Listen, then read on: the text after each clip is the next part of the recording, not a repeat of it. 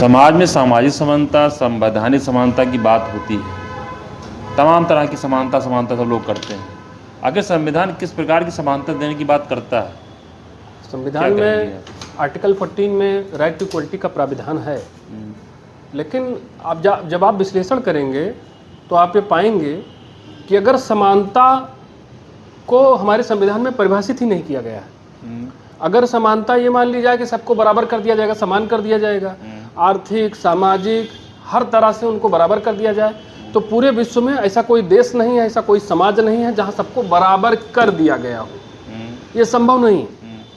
अगर उसका मतलब अवसरों की समानता है कि सबको पर्याप्त अवसर मिलेंगे, तो भी इसका उल्लंघन हुआ है।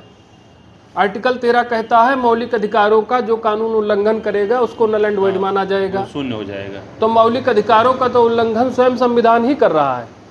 क्यों इसने अलग आरक्षण की एक व्यवस्था बना दी? क्यों जाति आधारित कानून बना दिए? क्यों इन्होंने संप्रदाय आधारित कानून बनाए हैं? पर्सनल लॉज को इन्होंने अनुमति दे रखी है। तो जब समाज में लीगल प्लूरलिज्म बढ़ रहा है, एक मतलब पैरेलल व्यवस्थाएं चल रही हैं, मतलब आपको कहना है कि संविधान में ही समानता की बात भी की जा रही है और या फिर उल्लंघन भी किया जा रहा है? संविधान अपने आप में कंफ्यूज है, इसको खुद नहीं पता है समानता किस बात की है।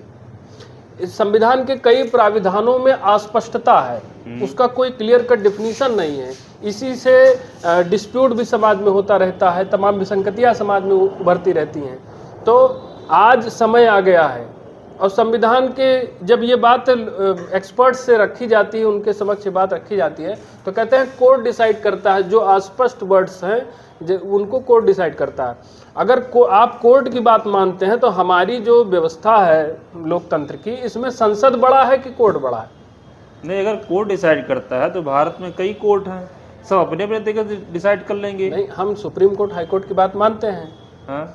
यहाँ पर आप ये बताइए कि अगर कोर्ट क्लैरिफाई कोई चीज़ कर रहा है तो आप कोर्ट की बात मानेंगे कि आप संसद चला रहे हैं तो संसद बड़ा है कि कोर्ट बड़ा है? पार्लियामेंट्री फॉर्म ऑफ गवर्नमेंट में पार्लियामेंट बड़ा है, ना कि कोर्ट बड़ा है। बल्कि कोर्ट की शक्तियां भी हम निर्धारित करते हैं संसद में बैठ कर।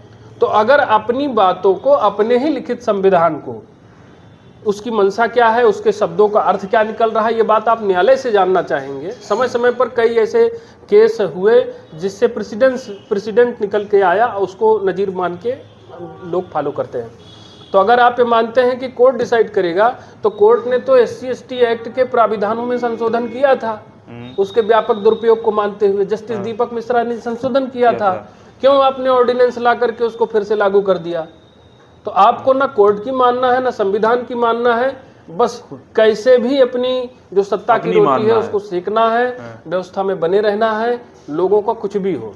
नहीं, तो आप कहने का मतलब ये है कि संसद भवन भी समय समय पे संविधान को नहीं मानती है, कोर्ट को भी नहीं मानती है। सर, मैं तो ये कहना चाहता हूँ कि जब संविधान अपने आप में समानता को लेकर के कंफ्यूज है, वो क्या समाज में समानता की स्थापना कर पाएगा? समतामूलक समाज की स्थापना कर पाएगा? हो ही नहीं सकता। और ये अपने आप में उपहास की स्थिति बनी हुई है। और इसका निदान क्या है?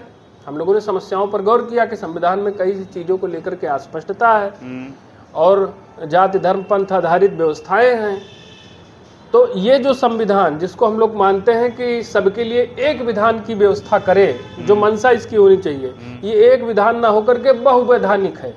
संविधान की बहुवैधानिक व्यवस्था को हमको छोड़ना होगा, समाप्त करना होगा, और जितने भी संशोधन करने पड़े, अगर यह भी जरूरत पड़े कि एक फिर से नया संविधान लिखे जाने की जरूरत पड़े नए भारत के लिए, तो इससे भी पीछे नहीं हटना चाहिए। तो इसमें 2 ही विकल्प दिख रहे हैं, या तो संवैधानिक संशोधन किया जाए और या फिर नए कानून की, संविधान की व्यवस्था की जाए। क्या किया जाना है वो कोई बड़ी चीज नहीं है, चाहे संविधान में संशोधन की बात हो या नया संविधान लिखने की बात हो।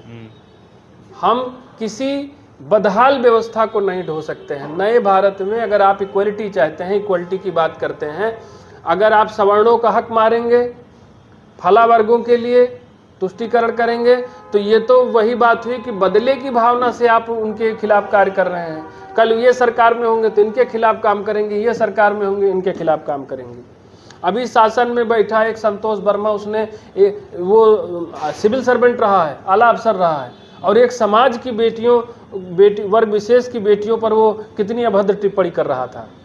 हाँ, तो ऐसी घृणित, ये सांप्रदायिक ध्रुवीकरण समाज का होगा, सामुदायिक ध्रुवीकरण समाज का होगा। समाज का जब ध्रुवीकरण होगा तो अलग अलग वर्गों में, अलग अलग लोगों में समस्याएं और एक दूसरे के प्रति घृणा, हिंसा, ये सब चीजें फैलेंगी।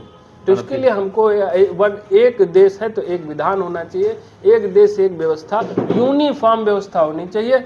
अलग अलग व्यवस्थाएं जब हम बनाएंगे तो लोगों में राष्ट्रीय चरित्र का ह्रास होगा, नेशनल आइडेंटिटी वो फीकी पड़ेगी, कमजोर पड़ेगी, और इससे देश की एकता को खतरा होगा।